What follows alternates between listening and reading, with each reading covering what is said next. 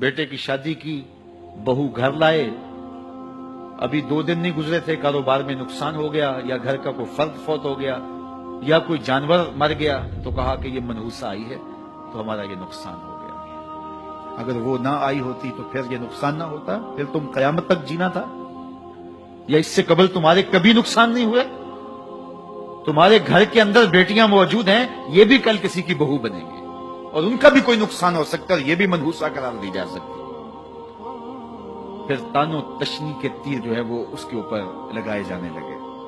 کتنی زیادتی ہے، کتنا ظلم ہے، کسی کا دل توڑنا، کسی کا دل دکھانا، کسی کو منحوس قرار دے دینا۔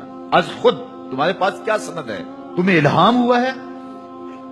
کیا حجت ہے، کیا دلیل ہے تمہارے پاس کہ کسی کو تم نے منحوس قرار دے دیا؟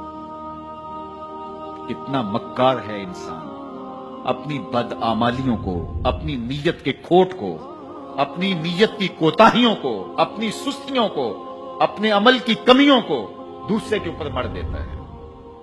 کاروبار تو نے صحیح نہیں کیا، نقصان ہو گیا۔ صبح 12 بجے اٹھ کے تو گھر سے جا رہا ہے اور نقصان ہو گیا۔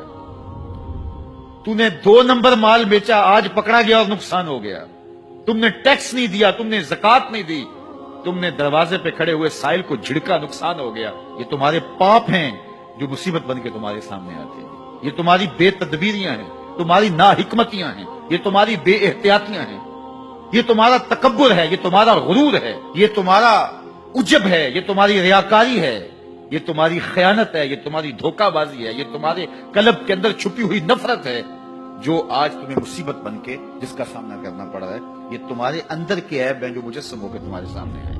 اللہ تعالیٰ نے قرآن مجید میں ارشاد فرمایا وَمَا أَصَابَكُم مِّن مُّصِيبَةٍ فَبِمَا كَسَبَتْ أَيْدِيكُمْ، جو تمہارے اوپر مصیبت آتی ہے وہ تمہاری اپنی کرتوتوں کی وجہ سے آتی ہے۔ بیماری آئی تمہارے پرہیز نہ کرنے کی وجہ سے آئی، بیماری آئی تمہارا زیادہ کھا لینے کی وجہ سے آئی، بیماری آئی تمہارا نامناسب غذا لینے کی وجہ سے آئی، بیماری آئی وقت پہ سوئے نہیں، وقت پہ اٹھے نہیں، تم نے کسی سے زیادتی کی، بیماری تمہاری بدعمالیوں کی سزا ہے، مصیبت کا آنا، تکلیف کا آنا تمہاری بدعمالیوں کی سزا ہے، اور منحوسہ یہ خاندان کی خاتون ہے۔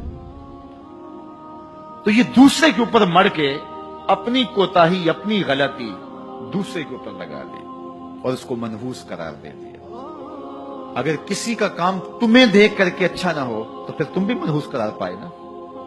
اگر آج تم کسی کی بہن کو، کسی کی بیٹی کو منحوس قرار دیا ہے اور خاندان کے اندر اس کو منحوس مشہور کر دیا ہے، تو اگر کوئی یہ مشق تمہاری ماں پہ کرے، تمہاری بہن کو منحوس قرار دے دے، تمہاری بیٹی کو منحوس قرار دے دے، تو تمہارے دل پہ کیا گزرے؟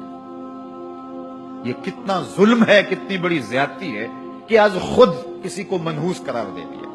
کوئی منحوس نہیں ہے، کوئی لمحہ منحوس نہیں ہے، کوئی شخص منحوس نہیں ہے، کوئی وقت منحوس نہیں ہے، کوئی گھڑی منحوس نہیں ہے۔ مصیبت کا آنا، تکلیف کا آنا تمہاری بدعمالیوں کی سزا ہے۔